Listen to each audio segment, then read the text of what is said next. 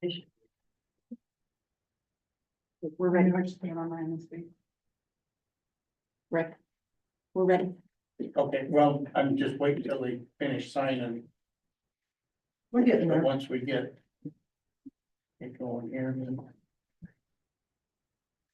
we can get started. But you're on nonstop, I'm sorry, 4:30 comes early. This meeting's in bed by 8:30.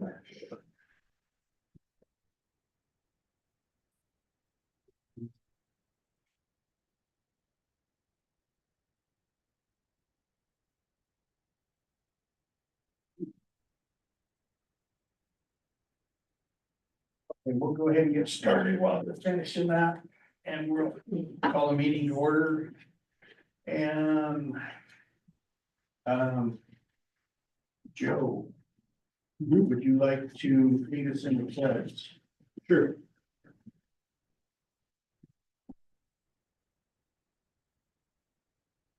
Ready? Begin. I Pledge allegiance to the flag of the United States of America and to the republic for which it stands, one nation, under God, indivisible, with liberty and justice for all. Thank you.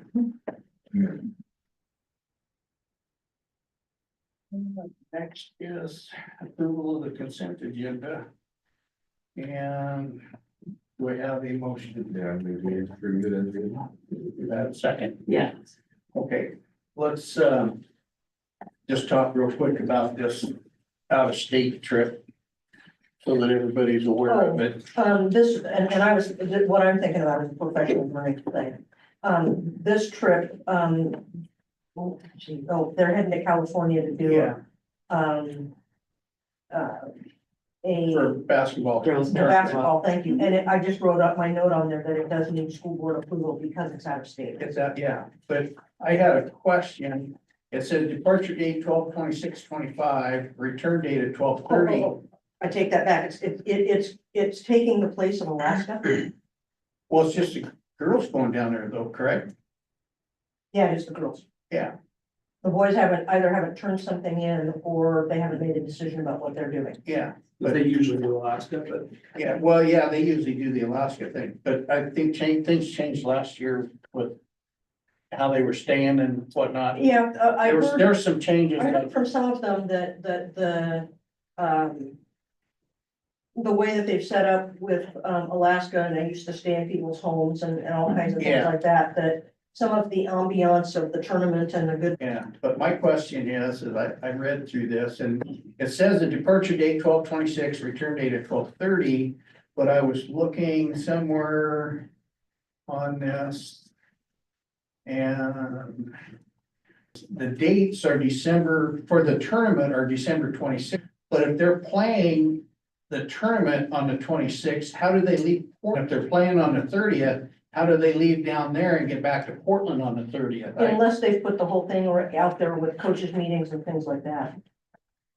Dates on that includes the dates of their coaches meetings and things like that, so they may not actually play until the evening of the 26th. Okay, well, maybe we could get clarification on that I can do that. for the dates, because that. Yep.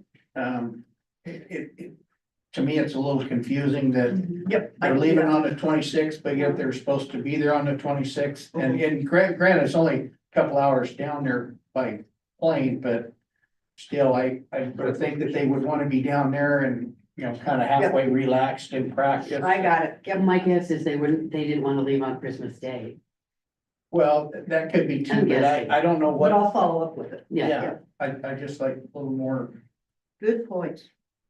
So that's the only question that I had on any of the Okay. consent agenda. Anybody else got any questions? Okay, all those in favor? Motion passes 5-0. Move on here. Request for agenda modifications. I would like to put in for strategy and discussion. Two things, the policy development. Have it discussed and the fund balance. a discussion on that. And I have one to add just an update, because I don't know if it was recorded for the softball field, the naming. Oh, okay. Okay. It was at our last Okay. meeting in Kings Valley. I didn't know if they, I guess they did have the whole thing out there. Yep. Yeah. Yeah, We so can- you still want that? Well, just, Mention it. just to mention. Yeah, it. we can do that. Okay. What was So, your second thing, Rick? Number 3 Fund is balance. the Thank you. softball field.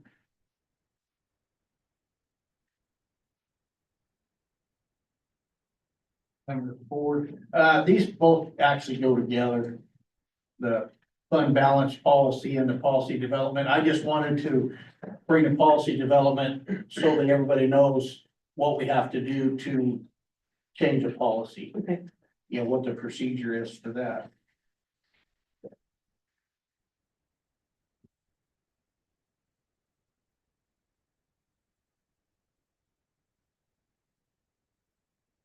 Okay, anybody else have anything? Okay.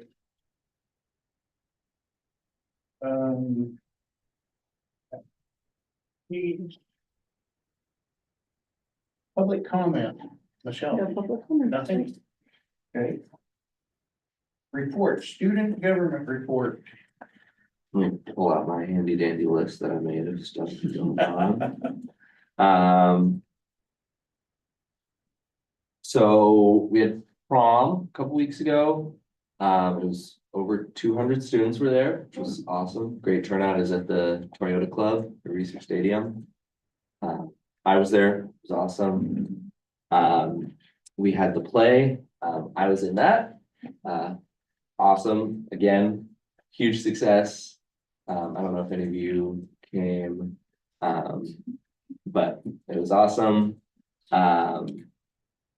Last week, I was at outdoor school, which is always, at least for me, a big highlight of the year. That's obviously kind of a joint endeavor between the middle school and the high school. But great high school staff this year, lots of experience, but also a lot of newcomers, which is always good. Sports or fun, going great, track and field, as always, doing good. But baseball, softball, tennis, doing great, so, yeah. Good. Do they, at the outdoor school, they still have the college counselors as well? that Yeah. come in? Yep, My daughter did it in high school and then did it in college. yeah, yeah, Okay, thank you. yeah. Association reports, PEA, You want me to come up there? Your choice. yeah, your choice. You can- Okay. You can hang out back there. it's fine. Okay, I prefer to hang out back here. I am Charlene Opine. I'm the vice president of the union and I'm filling in for Nicole. I gave her a break tonight. And so, we don't have a lot to, report, but we do want to recognize that we are starting our bargaining. And that so far, the communication between the PA and PSD has been, really positive. So they really appreciate that.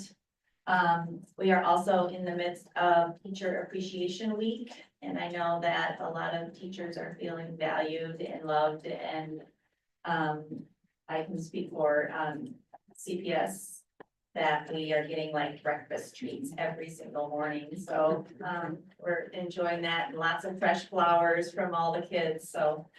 Are you gonna tell them about the coffee cart? Oh, gosh, yes, thank you. We had a coffee cart and I don't know who's involved in that, but it was a coffee cart. Do you remember what it's called? Little heifer. Little Heifers. Oh, It has sure. little cows. Is it from Aldi? Yes, from LC. And so all of the staff were able to go out during their lunch and get a smoothie, that's what I got, or coffees or Italian sodas. It was so awesome. Her name is Jessie and her husband owns a log truck, so that's Oh, why I know great. about them. Yeah, and I think that, think of her as a business that we can support when we have get-togethers. I thought that was really great for her to do that. She's a great person. Yeah, Yeah. that was really well received, so thank you to whoever did that, or, Sorry to derail you. no, that was perfect, thank you. And then, our last thing I just wanna say is that, at Clemens, so I'm a kindergarten teacher, so, I know a lot that goes on at CPS.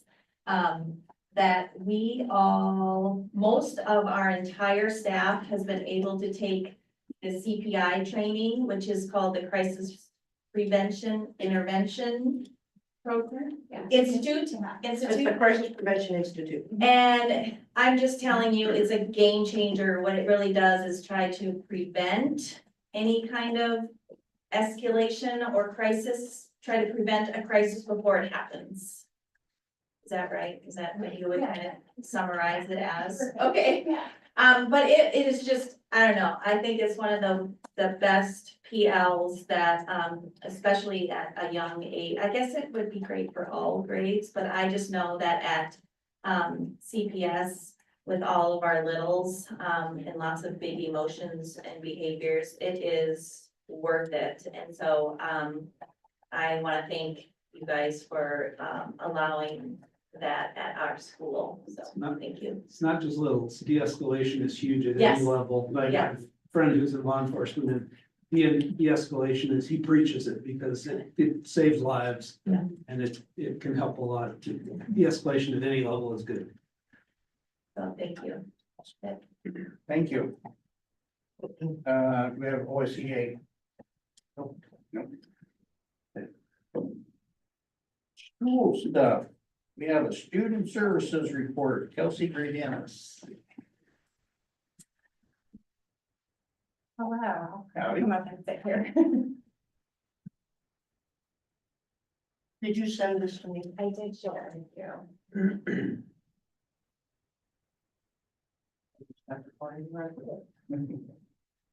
Is it Google or is it? Yeah, I just Google Slides.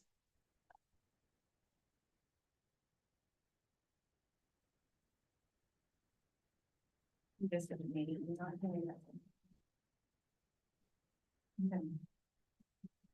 Maybe that's recorded.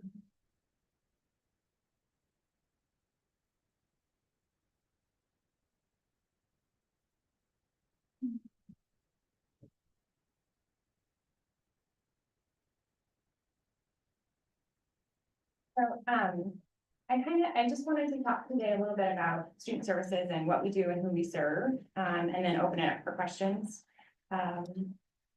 So essentially, we serve our special education students, our students with 504 plans, and then English language learners. And I think what's really important to acknowledge is that all these student groups are gen ed students first. And so the services we provide are just an additional layer of or level of service and support for those students. Yeah. Include tag. That's a great question. I think historically, probably it did, but not this year. I have not, that our office has not kind of embraced that. Okay. We're letting Maybe in the Kelsey get her future. feet wet Oh, besides. sure. I was just curious. I was just curious. 'Cause I know that has to fit in there. We don't want to run her off the first year. So I think that'll come. Sure. And so just to talk a little bit about the special education process, it's not just the services, it's also going through the evaluation process and identifying students that have disabilities, and that's a really important piece of the work that we do. Fortunately, we have a full-time school psychologist, and she's really important in that work. So far this year, we have completed 41 evaluations, and we're still in process for 12. And so with special education services, it's a little bit different than like a 504 plan. It's more comprehensive. And with special education, there's 13 different eligibilities under IDA. And so we do multiple different measures to identify students. And then once students are identified through that evaluation process, we then are responsible for providing those services.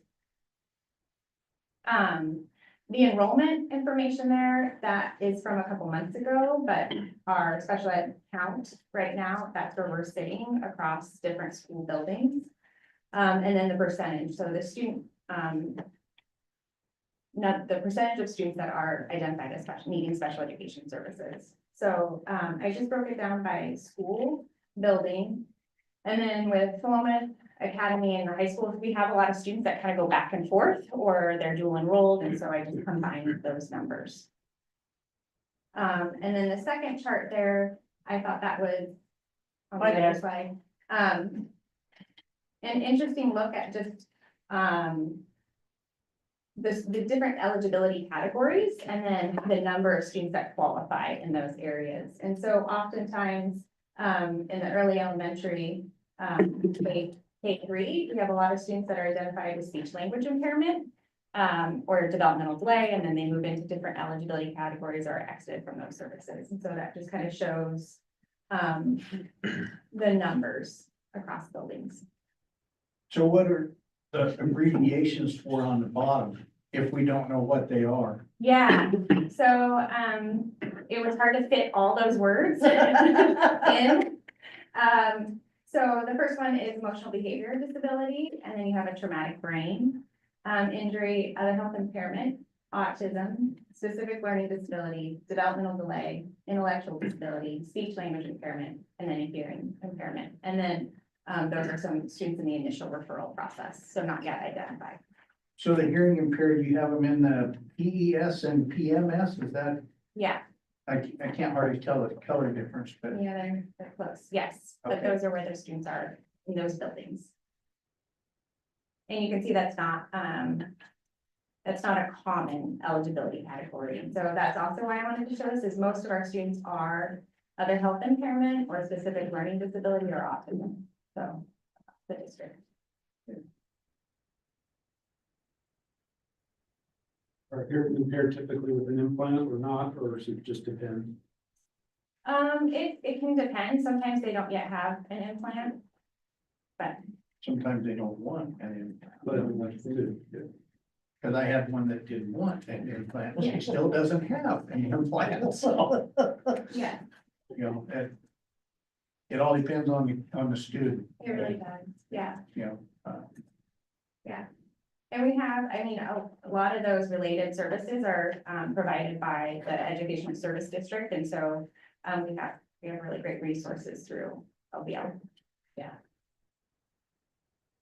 And then this is just, I really like percentages and data. So I just kind of wanted to show kind of how the evolution of disabilities through our buildings. And so if that just highlights, like, we have a lot of students with speech language, usually it's articulation in like kinder and first grade. And then with treatment, that's like the SLP working with them, they can exit those services. And then with developmental delay, often they age out at 10. And so we will evaluate in other areas to see if they meet criteria. And sometimes they exit. And so depending on the student and the need. And then that just shows our high school, middle school. And again, just highlighting percentages across the district. Student population was 7. I wanted to highlight, we have had a substantial increase in the number of students that receive special education services in the last 3 years, which has kept our school psychologists really busy. I think this year it slowed down a little bit, and I would attribute that to COVID, and a lot of students were home and we were seeing them on a regular basis. It's hard to track their progress, and so kind of had some makeup work to do.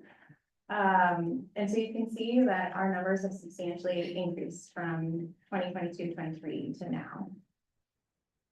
And just how it like compared to our overall enrollment. And then we also serve students with 504 plans. Those are less robust than an individual education plan. But you still have to follow a process of identifying a student as needy, as a disability or having an impairment. What is And then- 504? Yeah, it's a federal law for protecting people with disabilities. And so a 504 plan will follow a student potentially into college or a workplace. And so and an IEP is only school age, so it only goes up to age 21. But it supports someone who has like a cognitive or physical impairment, and it provides accommodations for them. So sometimes a student might just have a protocol because they have a nut allergy. And that would be a student with a 504 plan. And right now in our district, we have 72 students that are served that with the 504. What's the language they use? Limits of life activity or, Mhm. yeah. Substantially limiting. how life activity. And they can't be on a 504 and IEP at the same time. They can, that's rare, just because usually if a student has an IEP, those accommodations that are in the 504 plan can be covered with an IEP. The difference really is about an individual education plan. The IEP provides specially designed instruction, and progress monitoring, and that's not what you have on a 504 plan. Yeah. I appreciate the questions.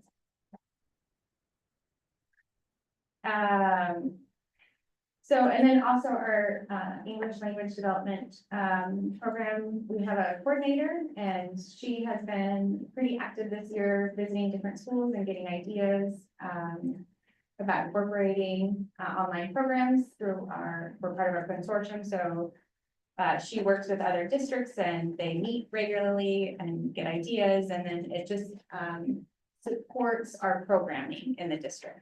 And also looking at an integrated model, so that's making sure that students are getting services in their gen ed class. We try to avoid pulling students out. We want them in their classrooms, especially with language development. It's important that they're like exposed to that in the curriculum and the vocabulary. And so in our K-5 classrooms, our English language learners are placed with someone with an English language endorsement. And so they're trained to support those students in the classrooms. And then I just wanted to put in a plug. We have our final meeting for emerging bilingual students advisory committee on the 28th. So it's going to have a STEM focus. So we have our middle school science teacher. She's been working on some lessons to share with families and students. And so it'll be really fun if you are able to attend. And the students look. Mhm. And then I just wanted to highlight some of the professional learning that that's happened this year. So I'll just start with Monday minis. I just started that this spring. And it's optional for staff to come in for 45 minutes on a Monday afternoon, and just the trainings have been focused on writing compliant IEPs or behavior supports. And so we've had staff from the Educational Service District learning consultants come out and provide that, or our behavior consultants. And also just documentation for different behavior incidents. So that's what we've covered so far. Cyclical monitoring is, it's when ODE reviews our paperwork to make sure that we are meeting compliance standards. And so we just went through that this year, and our special ed case managers worked with our support staff from the state and went through our files, and we just got feedback. And so next year that will really guide our professional learning and what we do. And so reviewing, like, our correcting our errors, and that'll be an important learning process. I think it's really helpful, and that's how I view it. It's not like we're in trouble and we have corrections, but more like we get to learn about how to improve our practice.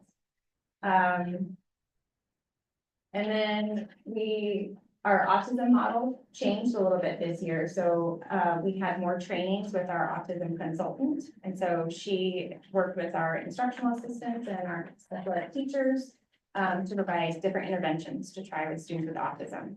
And so really building their capacity to deliver supports with students. And she was great. And I think many of our staff got a lot out of that. And then also just sending out weekly, I try weekly to send out just messages about information. And then also our team meetings happen every couple of months. So just an overview. And then also wanted to highlight our Education Advisory Committee. We are meeting, our last meeting of the year will be on the 31st at Timbertown, and we're hoping to kind of have an informal gathering of parents and families. And then earlier this year, we had FACT present, and really the point of that was to encourage and support parent involvement in the IEP process. And then thinking about next year, cyclical monitoring, so working on meeting those standards and growing and learning from that experience. My goal is to create a special manual, so we have some stuff and just compiling it. And then also we changed to synergy, so just reflecting our change, would be a goal for myself. And then also, increasing participation with our advisory committee. And I just wanted to end with some celebrations. The Monday minis are optional, and our last one, 60% of our special ed case managers attended. And so it wasn't required, and I just was really grateful for them to lean into the learning and participate in that. And I think that speaks highly of them as a staff. The meetings I've been able to sit in have been really impressive. Our case managers know our families, they're really responsive, they're collaborative. And also we have an incredible inclusion rate with 84% of our students served primarily in the gen ed setting. So that speaks well of like the teams as a whole, special ed teachers working with gen ed staff. And then what I think is really special about Paloma, and I've really grown to love, is the collaboration that happens with the intervention, the RTI, and our special ed teachers. And I think that's growing at the middle school, and they have a great team, and they're working on problem solving and brainstorming new ideas for the coming year. So, yeah. Any questions? I have a comment. So, you talked about like speech therapy earlier on there. So when I was in the elementary school, I talked about kind of I never even considered it as some sort of special program. It's just like during lunch, I went to therapy. Mm-hmm. Do you try to make it like, I never occurred to me till now I'm 43 years old and you said this, do you have a way to implement these things with kids where you don't, I would think it'd almost be degrading is the wrong word. Yeah, to have the IEP or something, but you have a way to just quietly, like, in elementary school, I didn't know any different. I just went to speech therapy where they put them in my mouth and learned how to put my tongue in places. But I had no idea that it was like a special thing. So for a little kid, when you start, like, I started this in kindergarten, it never occurred to me it was different.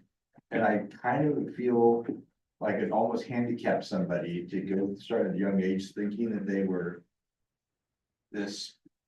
I never considered any special treatment, it's just something you did. Yeah. I knew I didn't know, because in my mind I could talk, but I couldn't.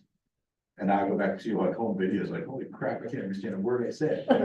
But I always feel that we try to, as a society, maybe baby people too much, so they can't make it when they get outside of this program. So it's just a way of, I just hate putting a title on it. Like when you, I guess my only comment as a young kid, try to make it blend into their day and not a special thing, because I had no idea. I mean, it was just, for me, it was just part of my day at school. Right. I think that's a great point, and our teachers really factor that in terms of we don't want it to be a stigma, and at the same time, a lot of students, especially early elementary, it's just part of their education. They are going to their classroom, they're getting support with articulation, sometimes it's small groups, sometimes it's one-on-one. And it doesn't stand out for them. I think as they get older, teams work with parents and students to make sure the services are delivered in a way that they feel comfortable and supported. And oftentimes, this year we had a student say, I think I need help. Like, I think like she came forward. And so I think that's a powerful statement for a student to make, like, I need support. So students really want to feel supported and to be able to access their classrooms and their education. I think part of it was pointed out, there's the fact that they spend most of their time in general ed, which helps with that, definitely. When I was in elementary school, there was just a group of kids that were on their own in the classroom and you never saw them. Because that's, you know, they were just, that was their special ed environment, but they almost never got to get into the general ed classroom, so. And I think that's where the RTI collaboration with special ed is really important because students are just going to the classroom to get what they need and they rotate in groups. They walk to their reading. And so it makes it just, everyone's just getting what they need.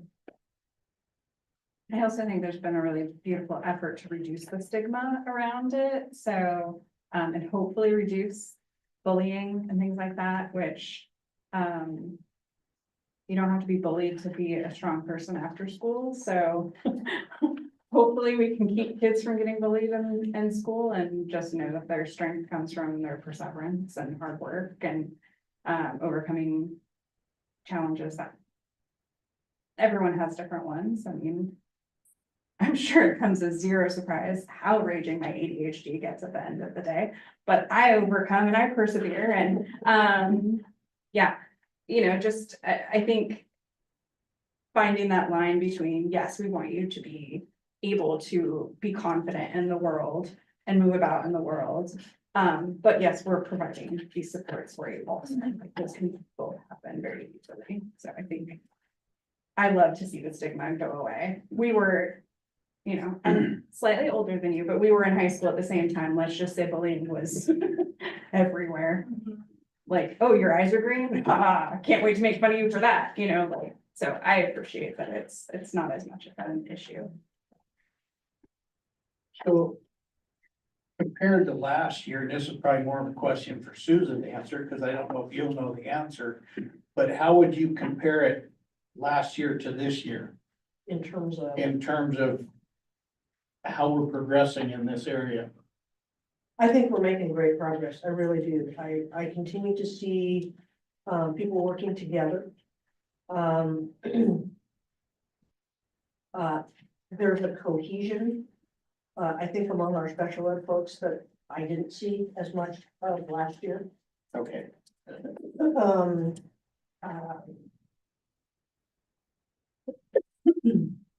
I think we're in good space this year, and there's a lot of kids with a lot of needs. And right now, we're in the throes of the conversations of how do we change up the environments and what we have in a way that addresses the students we have right now, as opposed to the students that we've always had and always put in this buttonhole of program. And so there's been a lot of forward thinking in this year. Okay, well, that's good, because that's what I'd like to hear is the fact that we have a good program and it's building, and hopefully it will continue to build and take care of these kids, all the kids. That need to, you know, the little extra to get going and stay up with everybody. Yeah. Yeah, Because I know last year it seemed like there was a lot of,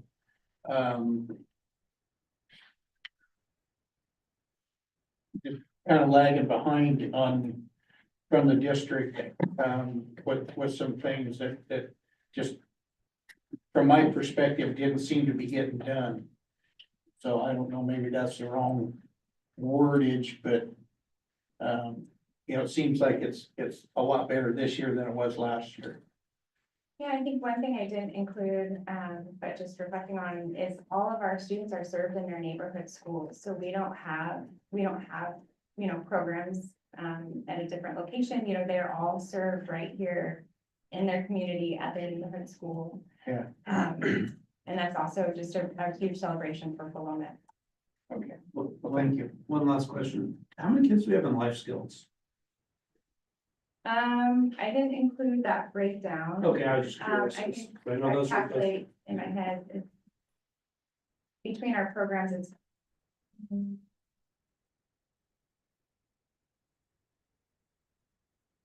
probably 40-ish, I would say, across the district. One of the things that we continue to talk about is breaking down the silos of,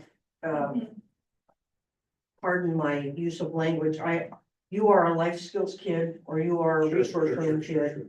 You are a student who has special education needs, and we're gonna serve you in whatever classroom environment Is least restrictive. meets your needs. And start to move away from the notion of those things, because the other things, if you think of, or if I think of at my age, a traditional life skills program was low cognitively disabled kids. And it was the only self-contained game in town. Now we've got kids who need self-contained for at least a part of their day for other reasons other than a low cognitive ability. We got to address that, and we got to move with it. And so it's really about how does it all become special education? And we've got some pockets of expertise and what's being provided. And I can walk in and amongst all of them if I need it. So Thank you. Thanks, Kelsey. Thank Thank you. so much. Nice presentation. Kelsey's been a gift to be able to add to the district. She brings a lot to us. Seems like it. It's actually not the first time I've heard that either. Other people have said the same thing about it. Glad to be here. Joey, it's your turn. You're gonna forget about me. One of your favorite moments. Yeah, you got it. Favorite. Just wait till you hear all the questions we got for you. Oh, good. Good. Let's just start with that. Okay, you guys all know me. I'm Joey Giovanangelo, Facilities Director for the district. I'm just gonna start with some highlights of projects that we've done or we're still working on across the district. So we're in the process of upgrading all of our lighting to LED. We've been working on that for 2 years now, I think. It's taken a while, but it's a lot to chunk off and, you know, a little bit at a time. So as fixtures fail, we replace everything with LED. They're much brighter, they're easy to control. They just all around are better, okay? LED upgrades are complete at Clemens, the elementary school and the middle school. And we're on track to have installation completed at all the schools by the end of this summer. So we already have all the fixtures that we need. It's just needing to get into the classrooms. Most of the high school is done, except for the classrooms, so. So you got the high school and Blodgett, you Yeah. have to do? Yeah. Okay. We started Blodgett, it's just, it's hard to get in there with kids in there. Yeah. So working around their schedule, trying to get in there and do a few fixtures here and there. It's just easier to do in the summer. There's laws related to that now, right? They can't sell fluorescents after a certain amount of time, or is it? I don't think you can buy them anymore Can't buy them anymore. right now. Yeah, January 1st of Yeah, last year. yeah. Okay. And then the other thing is, it's getting hard to get rid of them, to recycle them. Oh, really? There's only one place in Brooks that takes them. So, and he's going out of business, I guess. No. Weird. Better hurry up and get them up there. Yeah, so. So in the process of doing that, as we go through and upgrade all the lighting, we're also upgrading the exit lights and all the battery backup lights to LED. Just kind of, as they fail, we just change them out, and then everything is better, right? They last a lot longer, they run longer to meet the 90-minute time constraints for egress. So, go ahead. No, go ahead. The money to help replace that, and I can't remember the number, it's 11 something. Yeah, Senate Bill 1149. 1149. Yeah, Are we still getting help from that to? so we've used a lot of that money. We used that money on the football field to buy all the lights. Well, I know we've used it in the past, but is there still money in there that we can use? We do still have some money, yes. Okay. I don't know how much. No, Off the I'm top of my not head, asking no you how idea. much. I was just wondering if that was still available to us. Yeah, To help defer the cost from the district. yeah. It's a great program. I was pretty skeptical at first because, you know, we front the money and then we get reimbursed. I was like, wow, $100,000, that's a lot too. I hope we get it back, but it's, every time it's worked out. Okay. So, Do we see a cost savings in power, or is it equivalent to fluorescent? we haven't seen any actual dollars saved Okay. because the the rates have gone up so much. So, Jennifer commented that the more of this upgrade we're doing, the bill still keeps getting higher. yeah, because I've been looking at it and it's like really disappointing. Because you do all this work and you're like, well, I mean, our usage is close, it's lower, but we're not saving any money. But the bulbs won't have to be replaced as often either, right? Right, So hopefully. And the money savings hidden because of as the usage rates go up. The bill would have gone up, had Mhm. different, but you Right. don't see it because it's not a Yep. savings, it's a Right. whack of increase. right, Yeah.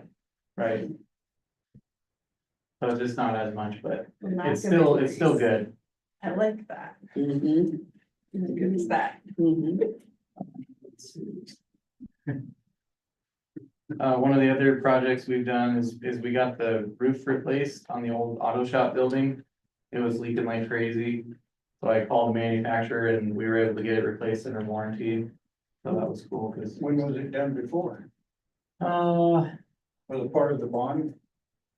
I'm not sure the exact year. It was the same time they did the elementary school and the auditorium. Mhm. And we had those ones replaced because they failed. And that was the last one to fail. And we found out because all the football equipment got ruined in there, well, not ruined, but soaking wet in the back room, and so. Football coach called and was like, hey, what's going on? I have to tarp all my pads. Uh-oh. So, but we got it all covered and they were great. They came out, they replaced a bunch of the decking, new insulation, everything. It's probably a $40,000 roof, so. Nice to get that done. Yeah. Okay. It didn't cost us anything. We just had to wait forever for them to come out and do it, but At least it's done. at least it's done, you're right. Let's see, the next project was the siding replacement on the Clemens Field grandstands.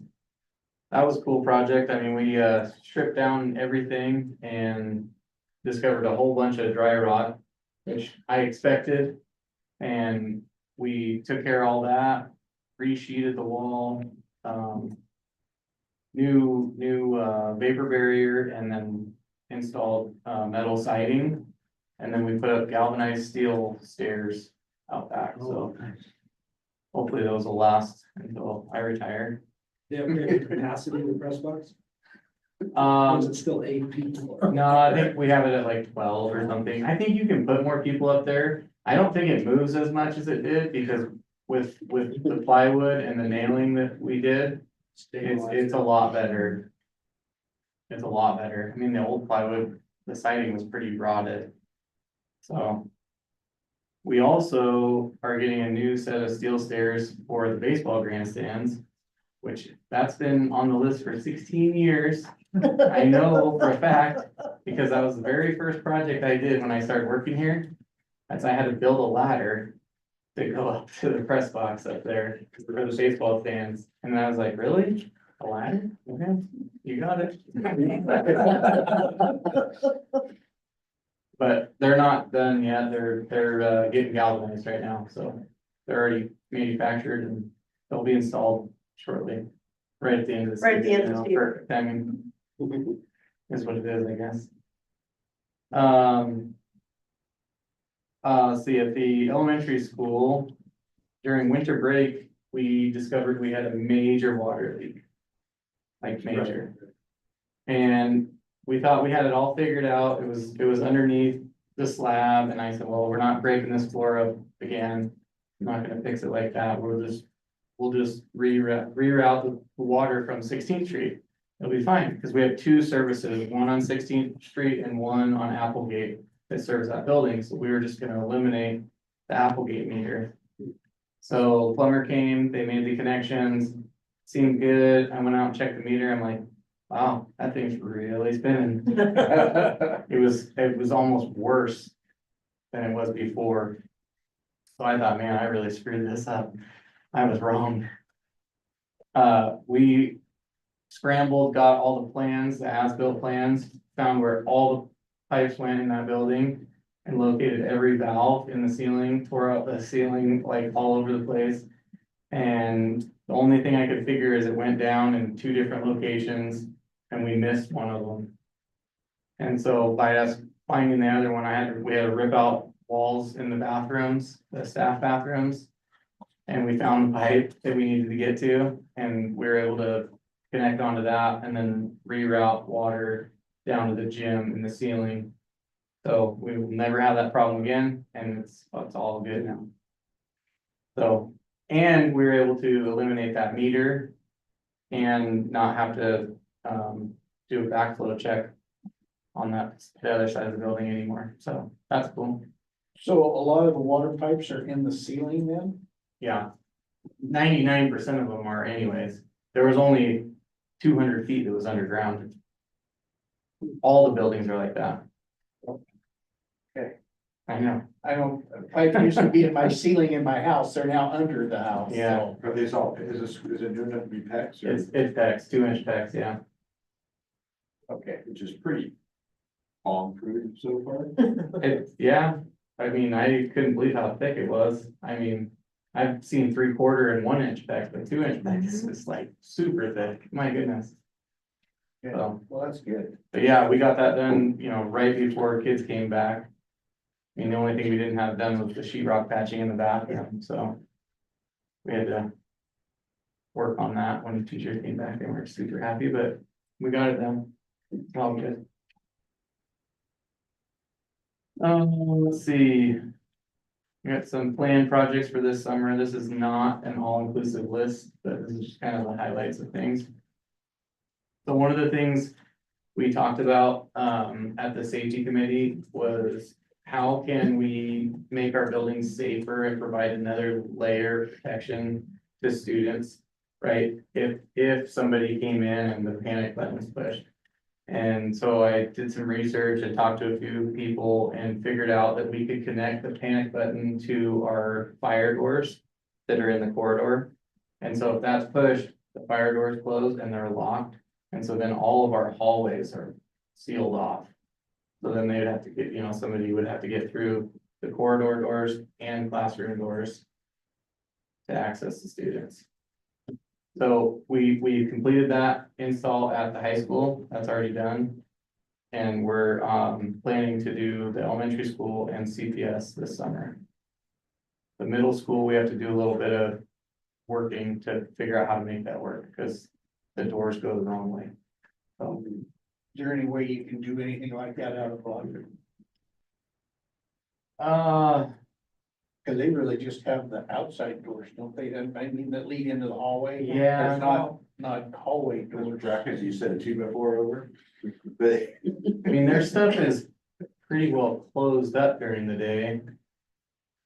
I'll look at it, I mean, see I if was we just come up with curious, something. I didn't know. They don't really have corridor doors, I mean, they Yeah. have classrooms and that's kind of it. Yeah, We did do a few upgrades out there, changed all the locks inside. So, and they have, I don't remember what, the single function hardware. So that if they wanted to lock down, they can lock down in the library. And nobody can get in, even if they have a key. okay. Let's see. We need to, install new boiler pumps at the middle school. This is gonna be a pretty big project because the new pumps will require all the plumbing to be replaced that goes to them. So we're getting all the plumbing reworked. I'm still getting bids for that, but it's a major need, right? I mean, it's the heat for the whole building. When was the last time they were replaced? 73, when was it built? Oh, really? Oh, okay. Yeah, No, I. they're original. I didn't- They're original, we tried to get parts for them, just seals, and they don't make anything, so we had to get all new pumps and motors. Yeah. I just changed the boiler out, they're 64, they were good. Yeah, But yeah, you couldn't get parts anymore. well, we've already replaced the boilers at the high school and rebuilt the pumps twice. Yeah. That So- was 2012. Yeah. Yeah. Let's see, we're gonna work on some communication improvements between buildings. We're gonna install the new line touchscreen displays. I'm not sure where, but all over the place, I guess, in various classrooms. There's a All over the place. giant list Yep. somewhere. We're gonna install carpet in 4 classrooms at Clemens to get the classrooms completed over there. And install carpet in 4 classrooms at the elementary school. Is that in-house or is that? No, I'll contract it out. Okay. Yeah. And then I'm gonna look to get a ductless heat pump installed in the Blodgett gym and kitchen. The heaters that we use out there are just old shop heaters. I mean, they work, but man, they really make the meter spin. Yeah. So a little bit of money spent, you know. Upgrading will save us money in the long run. Pay me now or pay me Who's later. the energy company for Blodgett? Is it CPI out there? CPI. They have a rebate. Oh, do they? I don't know how much it is, but yes. Okay, I just submitted one for something else today. That's why it's top of mind. okay. Yeah, that might be something to look into. Yeah, I always look into that stuff too. I mean, with all of these projects, anytime we're, you know, buying light fixtures or anything, it's like, gotta ask. I mean, worst I can say is no. Yeah, almost everything's done at the Energy Trust of Oregon, because it's all Bonneville Power. It's Right. Sponsored by that, so Energy Trust has rebates for all of it. You have to do the entire package with Energy Trust to make you can't just do part, you have to do like, say it's Windows, you have to do every one. Right.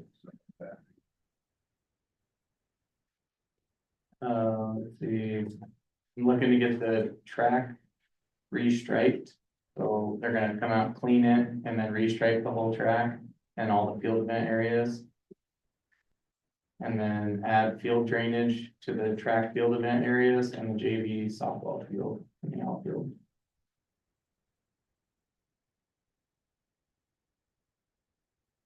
Oh, okay, here we go. So there's. So there's been a lot of discussion, right, about space constraints, and I think you brought it up at a few board meetings. And we've met several times and looked at different options of how can we figure this out for the academy to get more classroom space? What are we gonna do to move, special or student services? And basically where we landed was we need to just be fiscally responsible and move them into the PHS library computer lab. And we're gonna do that this summer. Moving one into the. We're gonna move, student services Student service, okay, from the district office. Okay.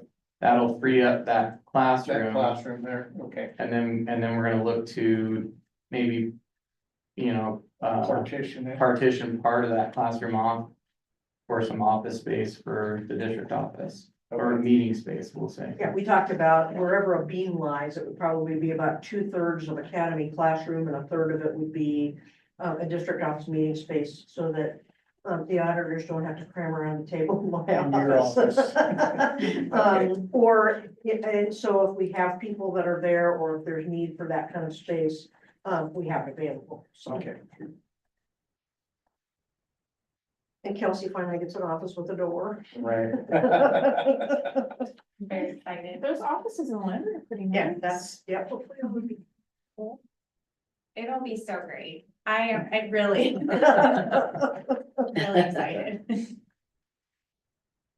The last thing that I'm working on is I'm working on getting started a long-range facility planning committee.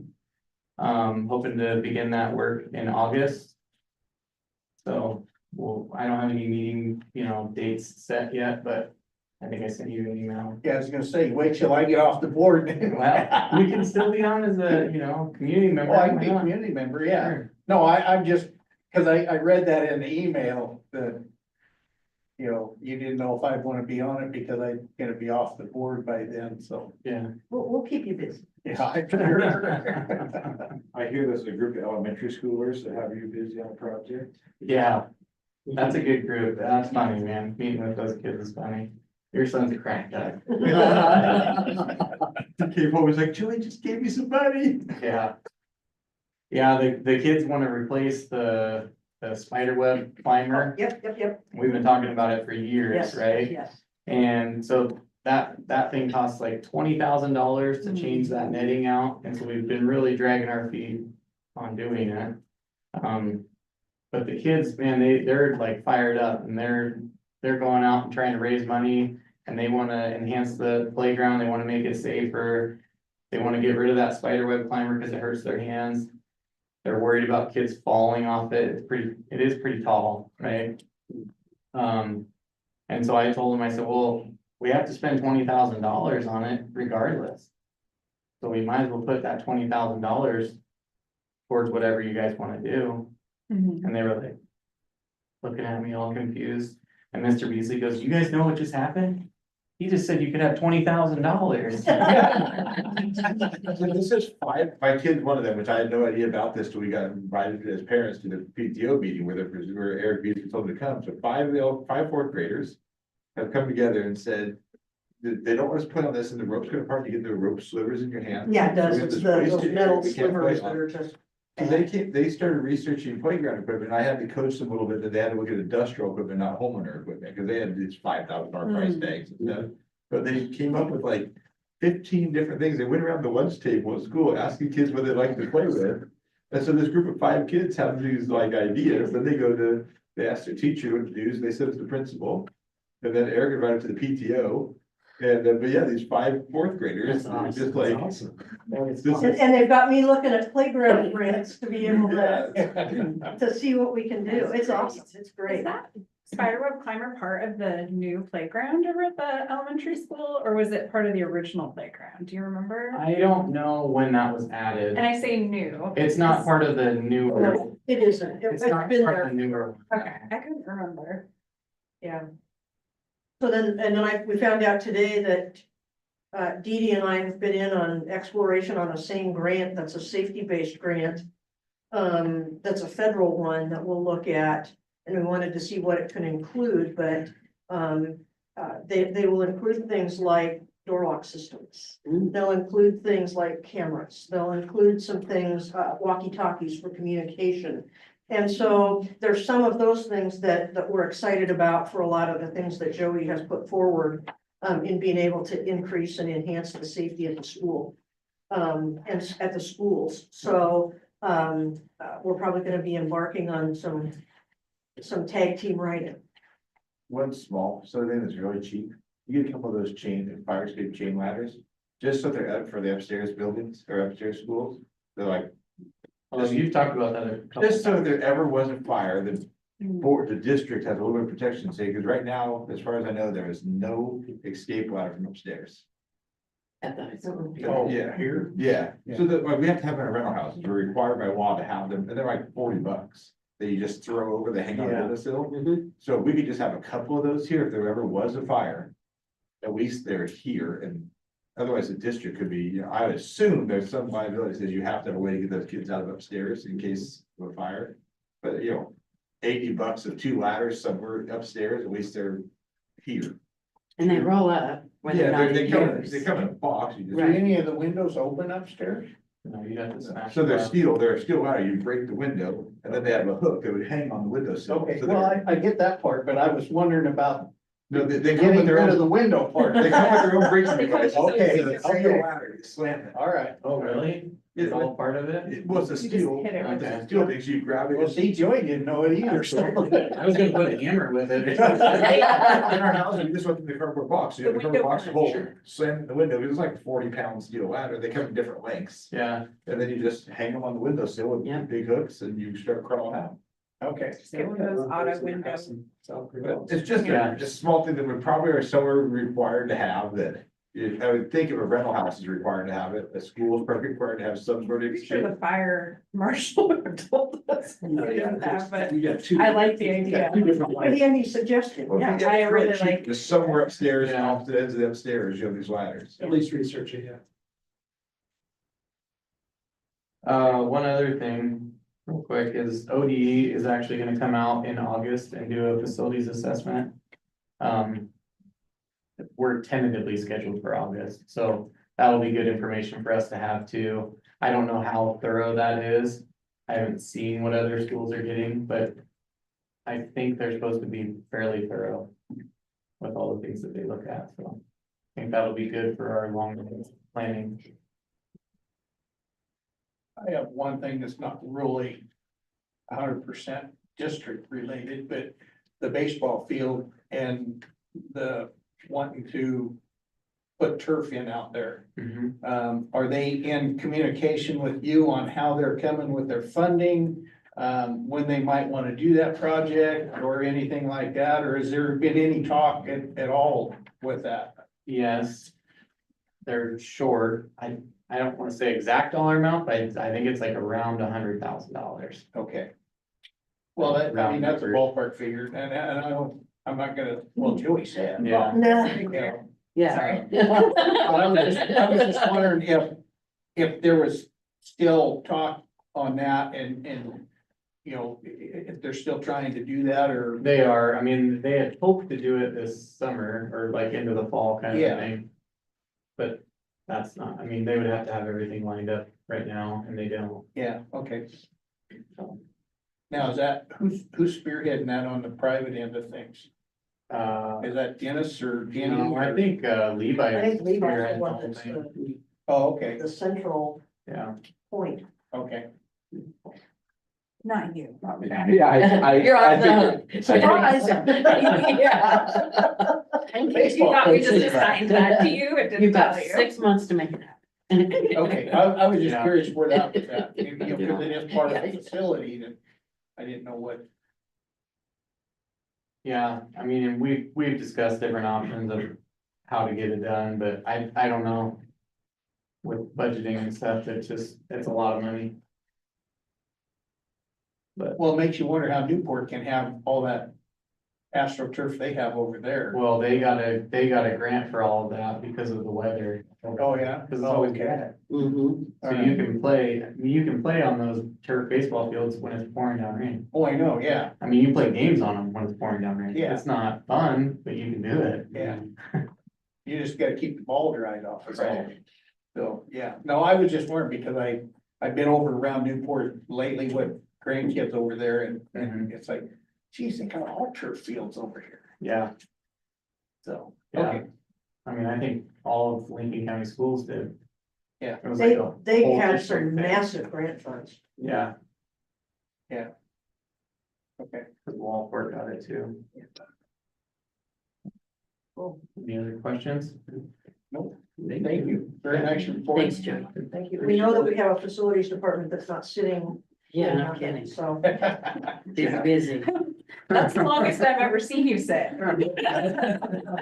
Thanks, Joey. Yeah, When we had, I know it's too late to adjust now, but my wife took her dad to the ER and the kids are home and came dinner. Can we go to anything to vote on one here and then I can take off?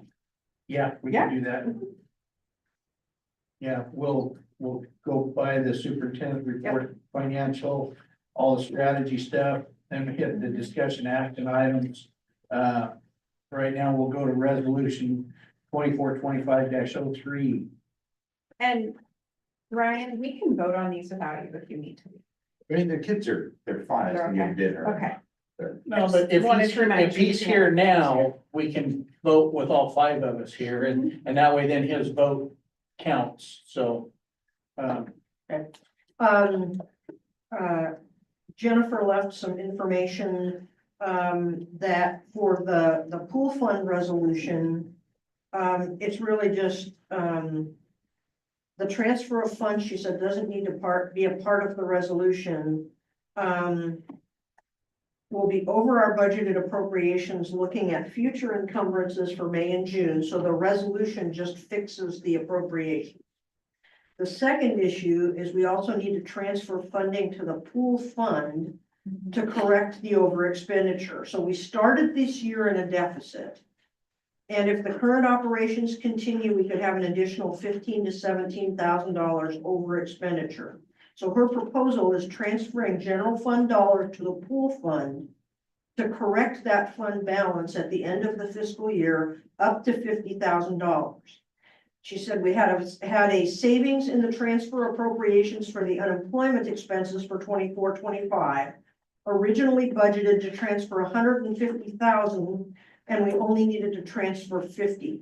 So there is $100,000 that's a buffer in that will make up that difference. And so the money is there. It's just a matter of taking care of the appropriation we need to.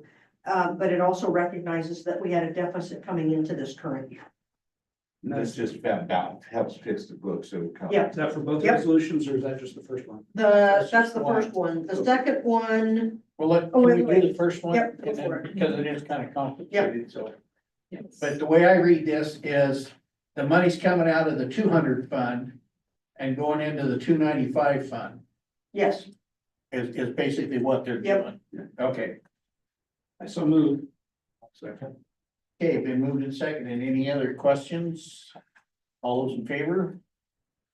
Motion passes 5-0. And the other she has is the trust and agency resolution. She said it's a simple fix of transferring appropriations in the same fund. There are no additional funds added. What she's trying to do is just move things into one bucket Right. instead of keeping it in 2 or 3 or 4. And these are suggestions from the auditor last year. Yeah, and so she said the funds are used for insurance help for both unions or both associations. And sometimes the appropriations in the separate functions aren't exactly the same as to where staff are receiving the insurance help are paid out of. So what it's doing is it's making it easier and more refined to be able to take care of business. But it's all the same money, there's nothing new, and it's taken care of our employees with their insurance help, that they have insurance pools. So all this is doing is moving it from support services 2,000 to instructional services 1,000. Yeah, what it's doing is it's keeping it Okay. all joined together. Okay. So do I have I also move. I'll second it, dude. Okay, been moved and seconded under resolution 2425-04. All those in favor? Motion passes 5-0. Was there a dollar amount? Sorry, I missed that. It's $5,000. Yeah, 5,000 out of the support services 2,000 Yeah, and into the 1,000 instruction services. okay. Yes, and if it helps to reference, these are on page 140 and 141, the packet's public. Sure, did you get the word? 140 and 141 of the board packet, Okay. which is what I'm always looking at on my phone in case anybody's ever wondering. I'm just playing. Okay, If what, thanks for your honesty. what page in the board packet? 140 and 141. Oh, you know what? The Mine packet says got page updated today. 24 and I 25. apologize. Yeah. I think I'm looking at the version of the packet before it got. Cause Kids Valley adds The, up. the 03 Yes. Yeah, Like that added is a on ton. page 24 and the 04 is on page 25. Or 140 and 141, just depending on which packet you have in front of you. Yeah. Oh, so, absolutely. okay, approval of the integrated guidance. Yeah, the integrated guidance, I talked last month, really about it. And, we need formal approval of the plan that I told you I would bring back, and the cut and paste was absolutely bizarre. The document itself that got sent out late this afternoon, which is my fault, is only 63 pages long. And, because of the questions that we need to answer about processes and the forms that we need to attach, and so, kind of the nuts and bolts of the whole thing from what I had explained before, find my right page, says that we are putting money aside to look at 5 different outcomes, and I'm on page 14 of this. One of them is academic knowledge and skill, so it's literacy, numeracy, and problem solving. And that money across those groups is going into some response to instruction and intervention, the RTII, English language development, instructional assistant support, and the ability to help fund materials to adopt and implement effective instructional programs. The second one is equitable opportunities for students. And that's where we've paid for the extracurricular activities, so we can cut back on the student responsibility for fees. We've got some money in for CTE students and programs, our 8th grade success coach, the summer bridge program, 8th to 9th, freshman success, which is now Warrior 101. We purchased school supplies for all students to start the school year. The data management and review is just constantly looking at what we need for students. School improvement coordination, classroom technology for all students, our alternative learning, a bunch of our Philomath Academy expenses come into that as equitable opportunities for all students, and student assessment at the high school level. That's specific to being able to pay for SAT, AP tests, things like that, so that no one is prohibited from being able to participate because they can't afford to. The third one is professional learning in database decision-making, our high school success equity team, staff mentoring, and social emotional behavioral needs. Safe learning environment are for social emotional learning instructional materials, behavior and mental health staff support, our family support liaison, enhancing programs supporting social emotional learning, and facility safety and infrastructure. So that's where we have funding for things like we've used for the cameras or for phones or for things like that that have really helped us. We've been able to supplement out of that to do those things. And then the last one is our early literacy, where it's again, our response to instruction and intervention, our summer lit camp, and we purchased a speech language pathology assistant just below halftime for oral language development at the primary school. So that's the money and the strategies, which are very comparable to what we've had in prior years and where those expenses are at.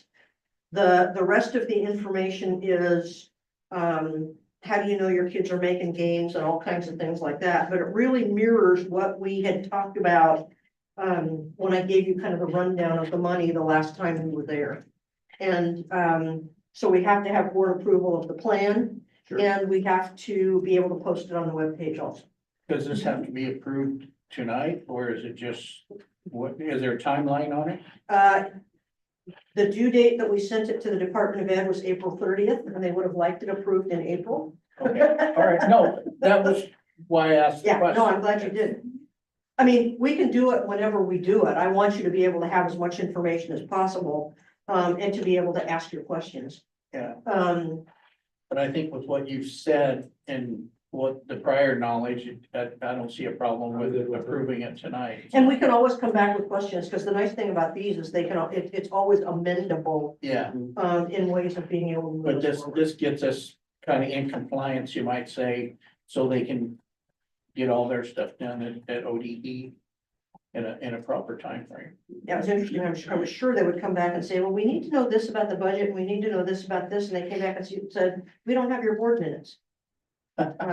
That's kind of a cool question, considering the ones you could ask. All right, so do I have a motion? I move that we approve the integrated guidance plan. I'll second it. I second. Oh, okay, moved by Joe, seconded by Sandy, all those in favor, Thank you very much. motion passes 5-0. And it's commendable, but it's amendable. Thank you, yeah. There you go. I like that. Last one we'll do is the approval of superintendent's contract. And we have a new contract here. I'll just do the highlighted information. Everything else is copies from the last contract. This new contract will be July 1, 2025 through June 30, 2028. The term is first day of July 2025, terminating 30th day of June 2028. On or before March 15, 2026, the board may notify the superintendent in writing of the district's intention to either extend the current contract for a period not more than 2 years, which is new language. And that was in B, and D is the provisions of the proposed renewal contract or its extension and the compensation and benefits to be paid shall be mutually agreed between the parties. If the parties are unable to agree on the terms of the contract renewal or extension by, and this is a new date, May 1, 2026, the agreement shall expire on June 30, 2026, which is a new date as provided. Under the salary will go to 148,410 for the 25-26 school year. Superintendent salary for 26-27. The contract shall be increased on July 1 by a cost of living adjustment, COLA, to match percentage provided to licensed administrators. However, not more than 4%. That's new language in the contract. And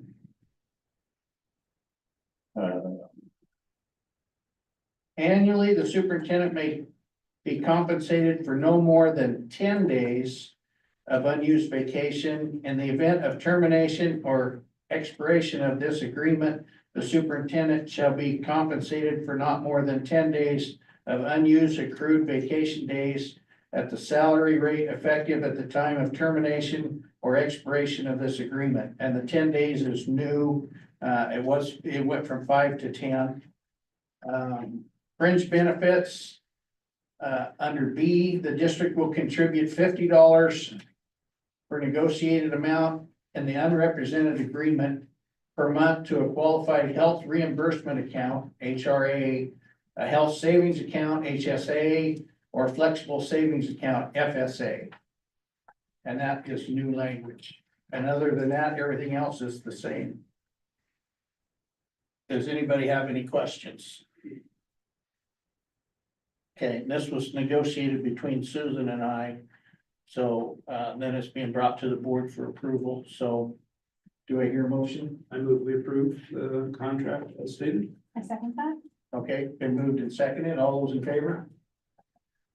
Motion passes 5-0. Thank you. Thank you very much for keeping me around. All righty, keeping you out of the soup line, huh? Okay, so that is all of the action items. Thanks, Ryan. Appreciate Thanks, your Ryan. Take time. care. Their footprint.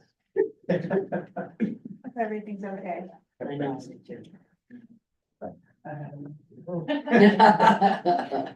Hey, what's this? You guys leaving together?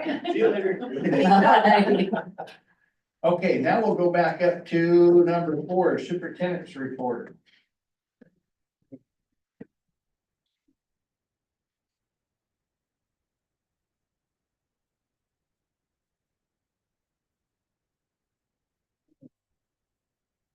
Couple of things that I have, didn't get a chance to put in because it wasn't pulling things up.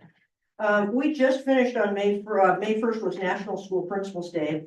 And so wanted to make sure that if it's not already been done, that there's an opportunity to recognize the principals in each of our schools. And for what they're doing, I did put Melissa Fitzsimons in there also because she's acting as the interim while Abby is out on leave. Being able to fill in at Clemens Primary School and learning in one of the best environments you can learn in. I mean, when you get your feet wet in the real thing, it's worth its weight in gold. And I know she's having a good time. So appreciate our principals and our assistant principals. This is Teacher Appreciation Week, so wanted to be able to thank our teachers, but also couldn't resist the picture of teachers in May. Just because. I give you permission to use that photo.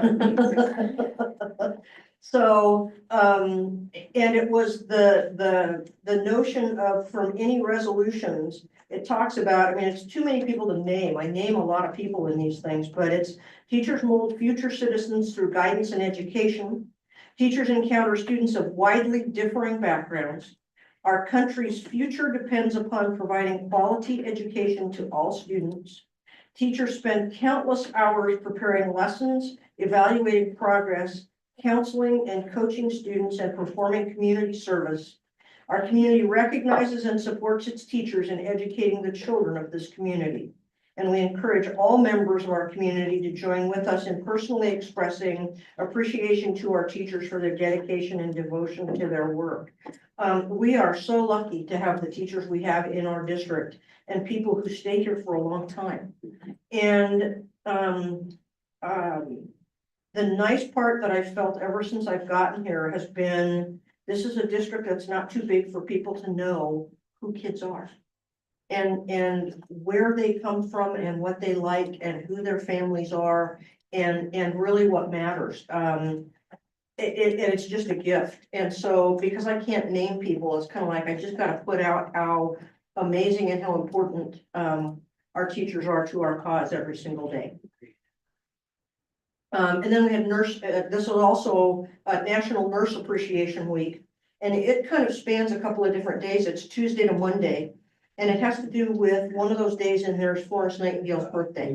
So, and our nurses are just great behind the scenes doing all sorts of stuff. I put in the KVCS annual review, and it's just to say if there are questions that come up now that you have seen the audit report or their annual report, let me know. And we'll be able to move forward and answer those specific questions. I put a listing of end of year celebrations, just so that we would know when the spring concerts are, and when those special days are. And I know I don't have them all because I don't have, I didn't even put in the transition 5th grade to fifth grade to sixth grade, the night that they have at the middle school. So there are some things that I'll add in, also to be able to do that. But we know when the end of the year gets so busy that it's nice to be able to have kind of a listing of all those things that are happening, at all of our different schools. And there's a lot. Can you forward those via? Yeah, I email? will, I will. Okay, thank you. Remind me what special person lunch is. Shar, can I defer to you since you know it first and foremost? At Clemens, we invite, each student or we have the students invite someone special, to come have lunch with them. And it, somehow just happens to correspond to our, book fair.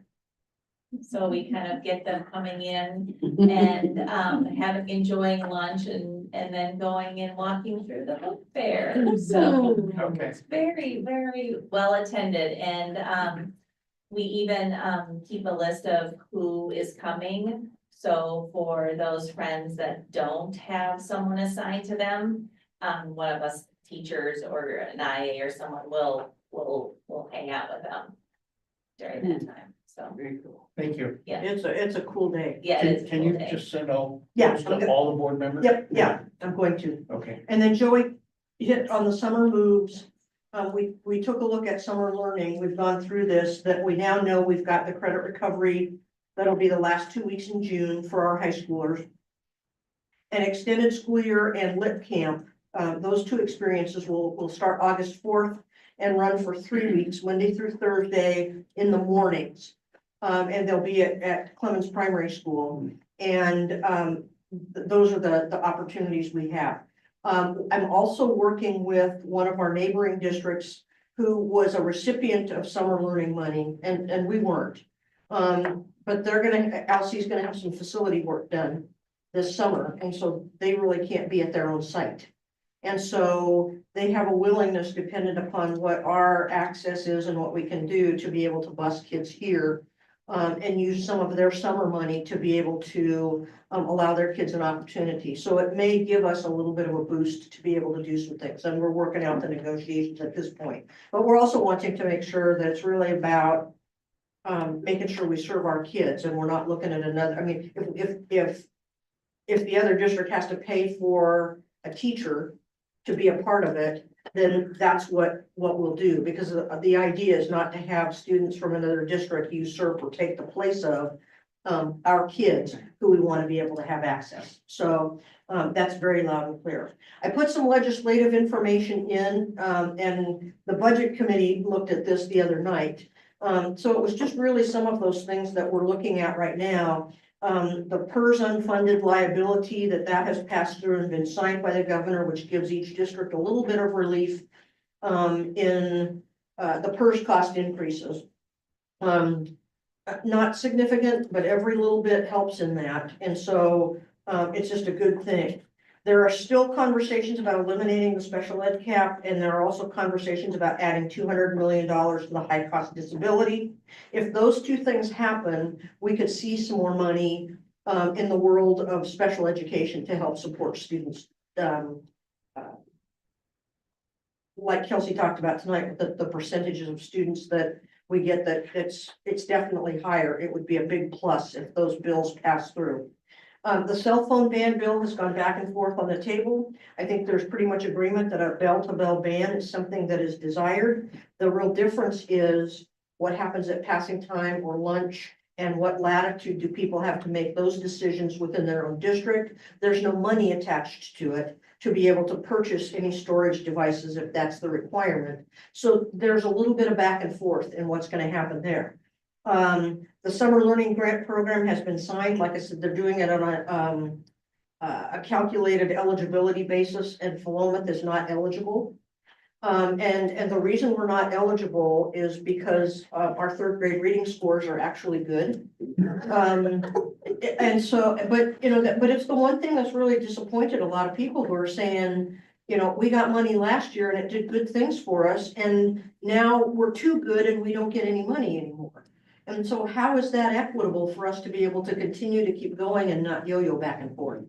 And so, those are some of the conversations. And then it's ongoing funding for summer learning with an increase in the amount that would hope that everybody could get money again for summer learning. So, those were the kinds of things. And then I've got just the general dates to remember of the games and all kinds of things like that. I did want to add two other things, Can I just ask one, or Oh, yeah. mention one thing? From KV's annual report, which I had a chance to reread and maybe read for the first time. I don't remember. And one of the things that I noticed is in their report, and I had mentioned this to you in passing, Susan, but wanted to bring it to the whole board. They mentioned policies that had been updated in the 23-24 school year. And one of the things that I have run into is they do not have their policies published on a public facing website as they are required to do. Yep. It is password protected, all of their policies. You have to have a KV email address to log in. So I have raised this to Susan. I Yep. wanted to speak it in a I'm public glad you did. session Thank as you. well. That they're, I believe, perhaps not in compliance with the state law around the policy. Again, charter schools do have different rules on some things, so it's quite possible that they're not out of compliance. I don't know what their rules are, but it just was concerning to me. Thank you. I appreciate you raising that. The other two things that I had within the report was to mention that this past weekend, Philomath High School was the host site for the Rotary Salmon and Jazz, the annual event.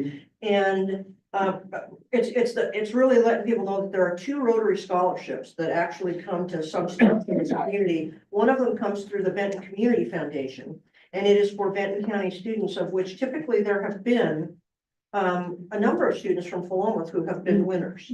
That's operated through the Benton Community Foundation. They make the selection of who gets those awards. And there were some date snafus on the scholarship webpage that had, I think, last year's dates on it. And so there was some confusion. And so when I mentioned the Rotary scholarships from Salmon and Jazz are a different setup and a different pool and operate in a different way. So what Salmon and Jazz does is it raises, its whole intent is to raise money. They give money to our music program for the jazz band that plays. The dance team with some honor society folks did the setup, so there's money that goes to their program. They provide money to the Boy Scouts or to the scouts in the community who help clean up after the event is over. They do some money to PYAC in terms of their promise builders, I think is right. And then what they do is the biggest part of the proceeds is to be able to look at giving scholarships to seniors. And the scholarships, these ones are decided on by the school. So Philomath High School gets to decide from the Rotary Salmon and Jazz from Philomath Rotary Club on who gets the scholarships for Philomath students. And we typically award two $1,000 scholarships. And we approved at the board meeting on Tuesday to, based on our success, provide three $1,000 scholarships to Philomath High School students this spring.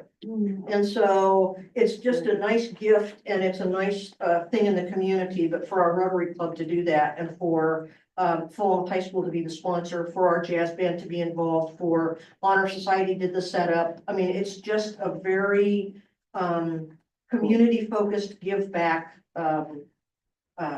program. And I know we're going to talk later about the student representative to the board, but it's also recognizing that we've had two student representatives to the board this year. And as it gets to be the end of the year, I don't know if we'll see them in June or not. It'd be nice if we did, but and who knows if No pressure. they may choose to run again. I don't know. That remains to be seen, but it's appreciated to be able to have some of our high school students sit at the table, to be able to give us input. Levi and Maggie have given me insight and input on a couple of instances when I've asked, or they have said, what about? And it's just really been appreciated. And so we wanted to express that appreciation. Maggie couldn't be with us tonight, but Levi, we do want to say thank you very, Thank very you. much for Yeah. being with us and really sharing with us a Yeah, lot. Yeah, Appreciate it. thank you. You might want to wait. Okay. Because you know, nobody wants to cry in public. Oh. If they the poems we wrote. I'm only. So that's my report. Okay. And I'm assuming that you're gonna do the financial report. And I'll do kind of what Jennifer said. I put all the reports in the packet and I hope they make sense. All right. No, I don't have any questions. No. She is so good. She's very efficient and put stuff in the packet and so it can be read and understood, so. She just wanted to make sure that all the resolutions made sense. And then the other thing that she wanted me to let you know, is, where did it go? We have not received our allocation for the local option equalization grant from ODE, so we've been waiting on that amount. The last few years, it has been $600,000, $500,000. And so she has budgeted to receive that, but they've not told us. They've told us we were on a list of districts to receive the grant, but they have delays in processing, and so we don't know what that means or what we will receive. And so that's a significant outstanding amount of money to be able to watch for. She just wanted to let me know that we have no news. What's the name of that grant? It is the local option equalization grant. And that's through the state. They don't make anything easy. You don't.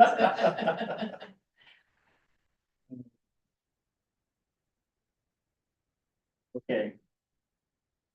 Anybody have any further questions on that? We'll move on to D, the strategy and discussion, the student representative to the board. Yeah, it was really about, I pulled up the policy for, our student representative to the board. Student must be a full-time student at the time of application and remain so while serving. Be a student in grade 10 or 11 at the time of application. A student who served well in grade 11 may reapply to serve a second term. And in looking through this, it was really about, what is the board's direction to me to be able to start the process rolling? Because we talk about in our timeline, find the page here. Application materials available from the high school office or on the school website. The application deadline and the process for selecting is established each year. Applications must be submitted by the end of the school day on or before the published deadline. The selection of a student representative for the subsequent school year will be made by the committee no later than June 1st. We're late. And we have a new ASB advisor this year who's been the person who's been responsible for that. And so I wanted to put this out in front and say, I am happy to get in touch with Mrs. Matson to be able to make sure that she understands and that we're on the same page of the process. Knowing that dependent upon where she is, we may not make that June 1st. But we're gonna wanna get as close to that as we can because of the end of the school year. But it was really about what's the board's desire for me to be able to, Were we still looking for 2 representatives or just 1 or possibly either? either really, we left it open Okay. to be able to take either consideration. And I think that our determination as the committee was that it should be held in conjunction with the ASB elections at the high school. I believe those have already passed. Those have already Yes. passed. Okay, so we'll have to have it as a separate Okay. election with the high school. So I'll get in touch Our with thought Mrs. was sort Madison. of a representative of the people voted on by the people. One thing I would encourage is maybe promoting some recruitment. I know when me and Maggie applied, I think there was 4 people that applied, so I'm just putting it out there. I know there's a lot of students that don't even know the position exists. So I don't know if that's something No, I you appreciate guys the do or Mhm. high school administration, but just putting it out Would you there. be willing to, if I can arrange a meeting, when I can arrange a meeting with Mrs. Matson, if you're available, would you like to join us? I can do that. Okay, that would be great. Thank you. Okay, I just needed my marching orders. all right, that is for student Yep. representative, all right, outcome of the safety meeting. We had a good safety meeting that we looked over all the input and discovered kind of how wide we are. We gave some of the information to, Joey. So Joey and that committee is taking on the notion of lockdowns. And so when he's talking about the panic buttons and locking doors and things like that, they're really working more in that end. And so we've looked at being able to center school committees to look at specific school events or school needs, and then look at meeting quarterly as a full group to be able to move forward. Our struggle, or the struggle I have right now, or that I feel most, is it's the end of the year and people are crazy. And nobody has time to meet and nobody has time to do anything. But that is couched with also, I don't want to get us into a place where it's, we've got staff members saying, we've been here before, nobody's done anything and they're not going to do anything now. And so there are two things that we've talked about. One of them is being able to follow off of Special Ed's Monday Mini idea of being able to offer for the rest of this, for the rest of the year, those brief pieces of specific targets of information that people really want to know about. So I'm working with Garth Giroux to help kick those off the ground. And the other one is looking at two components of the safety, the flip book that we had as a district, and being able to go through and make sure that we have input from people to be able to update at least two of those sections to be able to move us forward. So that when we come back at the start of the fall, there have been some deliverables in progress, and in being able to continue to keep us moving forward. So, that's where we landed. These are the flip books that were there 20 years ago. Yeah, and they need attention bad. And they need some new sections. So we're looking at, excuse me, how do we include a section about of things that are related to student behavior that, typically it's been what happens if the school catches on fire or something else like that. And so, we're trying to be as meaningful, but trying to end the year with being able to look at something that is deliverable, doesn't take in hours of invested time, but shows also the commitment of being able to move forward. And we also recognize hearing, both from the district side and from the Falmouth Education Association side in our bargaining, that there is a commitment and a desire to look at things that are safety based within that. And so all of those things, I think, hold together. Okay. Do you think it would be realistic between now and the end of the year to put together a meeting schedule for next year? To outline the cadence of the meetings at various places? Yeah, absolutely. That way people can get that into their calendar. And just make sure that we stick to that and that we're held accountable to those times that we put out there. And one of my hopes after, say, thankfully was finally able to attend the safety meeting that was held on the 17th of last month. One of my hopes is that the people on the committee, whoever that might be, at that school level are able to set school level goals that are so corporate, but SMART goals. They are measurable, they're held to accountability and timelines, and whether that is each school's flip book being updated or determining some professional development that might be helpful, those different things, depending on the goal of the committee. Right, and we're always looking in that direction of what are the highest leverage things, because we're thinking that, we always look at what's going to be the topic when we look at fall in-service. And so it's those kinds of things that we're talking about. And it seems to be that there are technology items, there are some health items, and safety are kind of the big three. That if we can meld that into as we plan for what the professional learning is to start the school year, let's make it impactful of the things that people want to know about. as much as possible and keep that on the radar that way too. And then making sure that we are working to continue addressing all of the items that were Yep. provided in that survey. Yes, There was a lot of, a lot of overlapping topics. very which much so. is fantastic. Well, it's like, But- when you eat an elephant, you gotta take a bite somewhere. Mhm. It's So where how do you do we take a keep bite? Working Yeah. through that huge checklist. Yeah.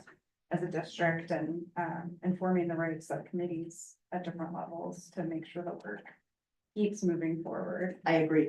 And that's one of the big reasons too that I went to Garth the other day and I said, I need your help, buddy. Oh, Bless you. Okay. That's, Take care of that. that's what I got.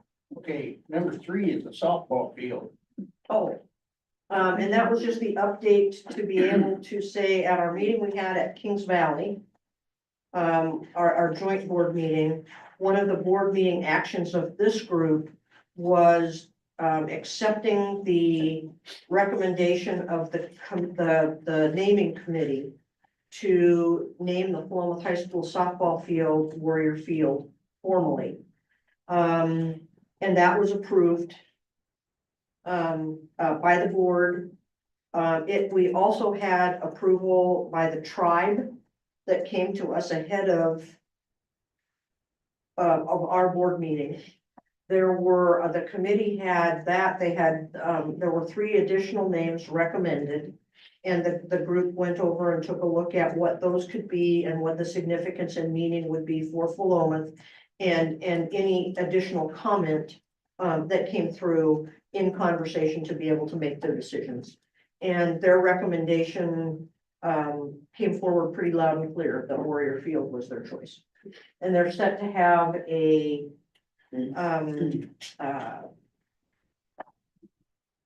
ceremony, a party, a recognition, or whatever you want to call it. Thank you. I think it's the 15th of this month. It's senior night for the softball group. And they will have some individuals coming from the Siletz tribe over to be a part of that as well. Thank you. Last one that I've got is the fund balance policy. And having just finished with the budget meeting on Tuesday, went through that and read this fund balance policy, which is DBDB. The last time it was revised was 2018.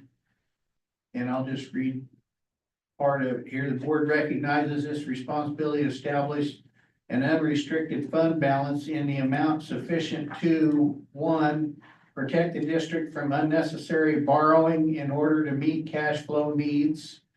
2, provide prudent reserves to meet unexpected emergencies and protect against catastrophic events. 3 is meet the uncertainties of state and federal funding. And 4, help ensure a district credit rating that would qualify the district for lower interest costs and greater marketability of bonds that may be necessary in the construction and renovation of school facilities. And in the paragraph below that, there's a sentence in there that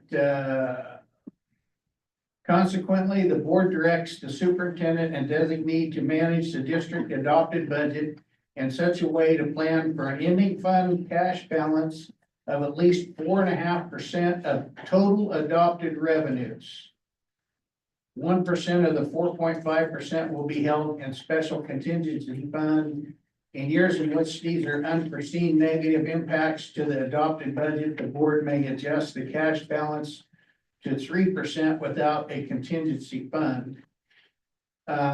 So just with my math, and I don't know, I didn't go to school in this district, but $57 million is what we adopted the other night, roughly. I mean, that's a pretty close ballpark figure. At 4.5% is $2,565,000. And if I remember right, the cash carryover, the 4.5% is the amount that was there is $2,300,000. Which would put us $265,000 short of meeting the board policy of 4.5%. Is that an all-in 4.5%? Or does that not I count the just set aside for read the it, bond 4.5% of total adopted revenues. revenues? Yeah, Okay,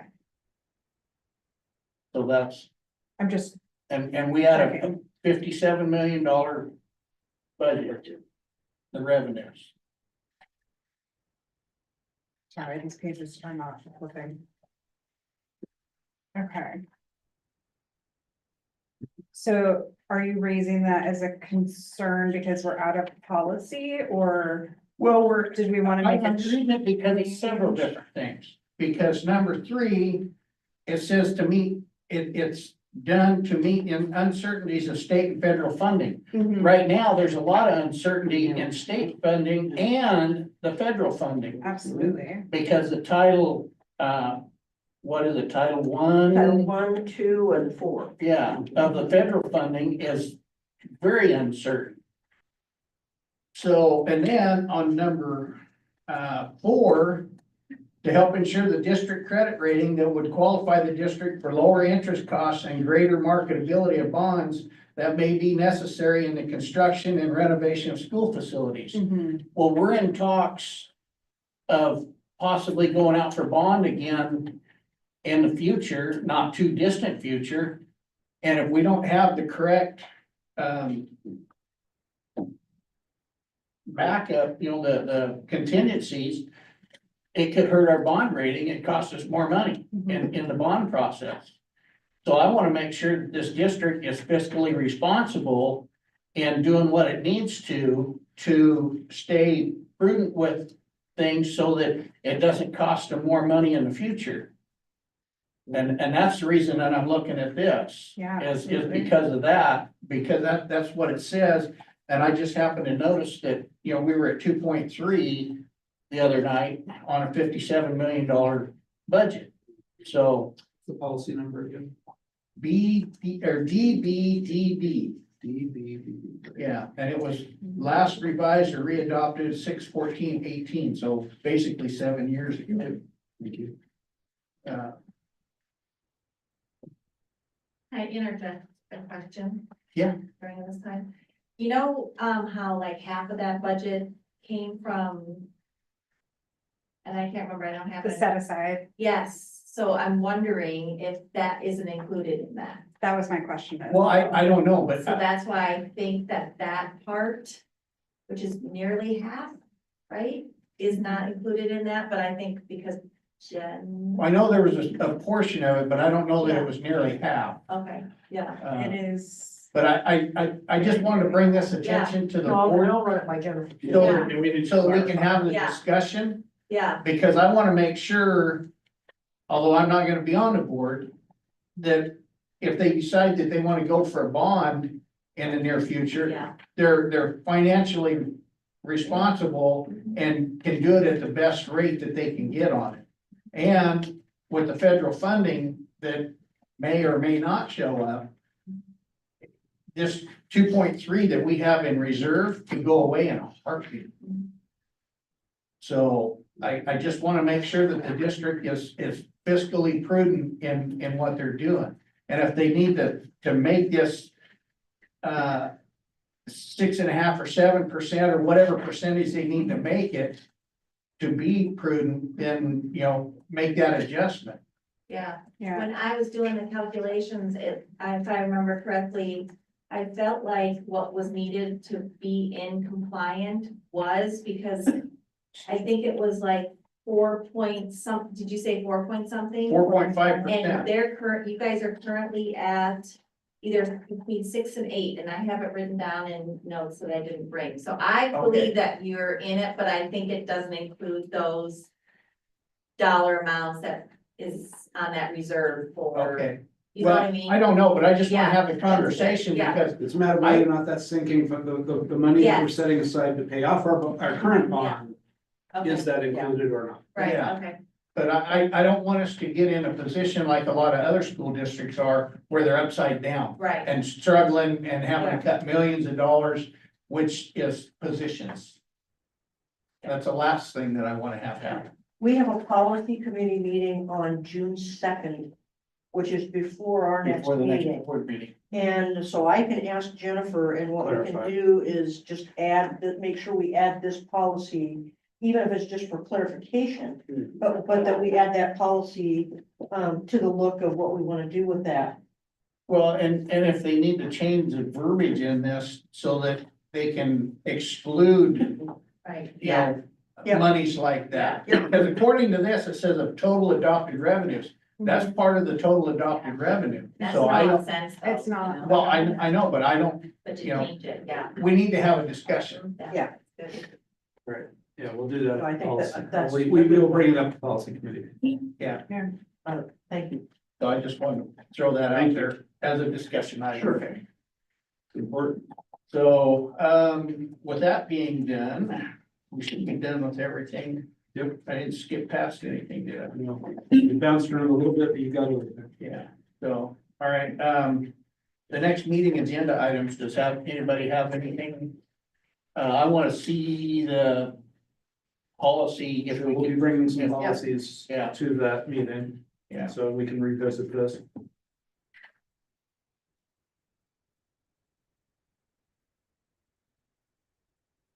is there, anybody else got anything? An update on the, student representative to the board, please. Okay, Oh, and one thing, I know Susan had said, in some school districts, they were saying that like 8, 9, 10% is what they considered, you know, for their.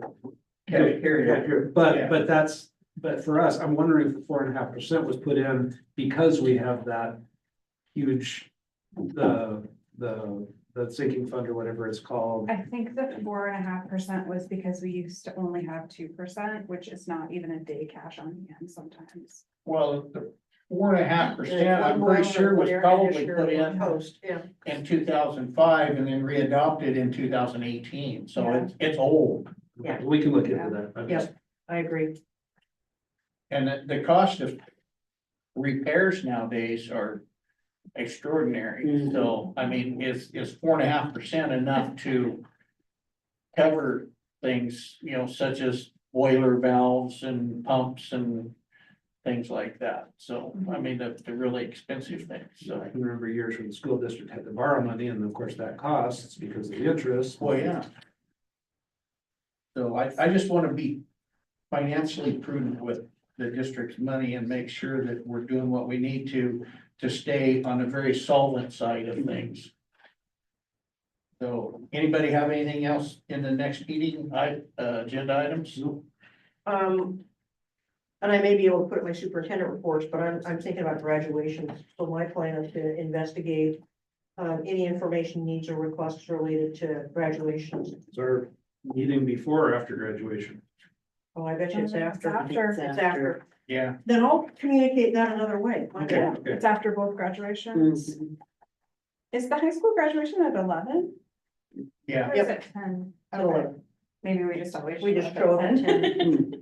Yeah, it's interesting. This year I was looking at the calendar because Philomath High School's graduation is the 7th. Mhm. I thought, okay, I'll go to Philomath High Schools in the morning and I'll go to Kings Valley's in the afternoon. Theirs is a week And then it's a later. week later. It's like, Yeah. you're messing with my mind. So the time on our graduation is 11 a.m. 11 o'clock. It's- Was it 11 last year? The Yeah, last we page met did that. early, Okay, Yeah. okay. which is always the case. So, well, while we're talking about that, I'll just go through and kind of highlight I won't do the bargaining because that's a specific group of people.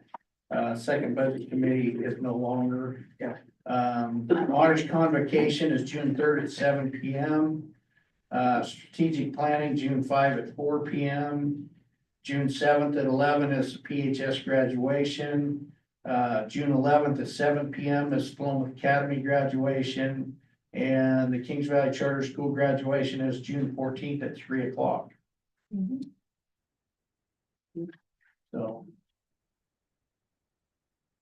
And our regular board meeting with a budget hearing is June 12th at 7 o'clock. Mhm. So. Board thanks. Well, I'd like to thank Philomath High School graduate from 2024, Laura Gutch, for bringing me coffee. So that I was getting a headache and I was like, come save mom before the meeting started. So thank you to Laura, who in the past actually has sat at home and watched these meetings. She may be doing that right now. Okay, I want to thank everybody in the district, the teachers, the principals, the admin, everybody. It takes a village and I think we've done a great one. This time of year, it's so crazy that keeping. Was all it? those- I get to say ditto. You're teaching her well. yeah, This time of year, keeping all those balls in the air as you're trying to juggle everything is amazing. It's very tough and our district does an amazing job. yeah, they do. Kudos to both of those things. I'd like to thank Joey for his report tonight. Kelsey, for your report, very informational, so appreciate it.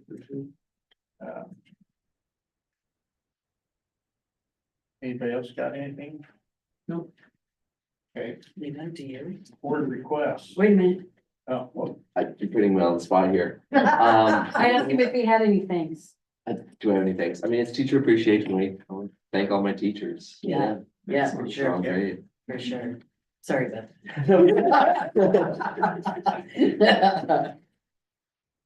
Okay, but it does take a village, but this is a special week for them, so, you know, kudos to all the teachers and everything that they do for these students. Absolutely. So, any board requests?